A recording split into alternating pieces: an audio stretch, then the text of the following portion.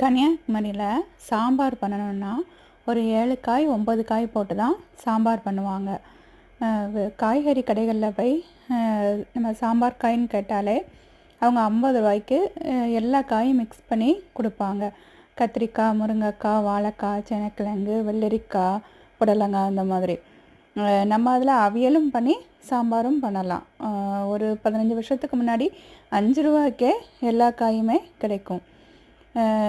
நான் வந்து கன்னியாகுமரி விட்டு வெளியே வந்ததுக்கப்புறம் எங்கள் பக்கத்து வீட்டில் உள்ளவங்க முள்ளங்கி சாம்பார்னு பண்ணுவாங்க, முருங்கைக்காய் சாம்பார், வெண்டைக்காய் சாம்பார்னு தனித்தனியாக சொல்லுவாங்க. எனக்கு சிறுபருப்பு சாம்பார் அப்படிலாம் சொல்லுவாங்க. எனக்கு இது என்னடா ஆச்சரியமாக இருக்கும், தனித்தனியாக சொல்கிறாங்களே, நம்ம எல்லாம் மிக்ஸ் பண்ணி பண்ணுறோமே அப்படின்னு. அவங்களுக்கு எனக்கு சாம்பாரை பார்த்து நீங்கள் என்ன எல்லா காயும் சேர்த்து போடுறீங்க அப்படின்னுவாங்க.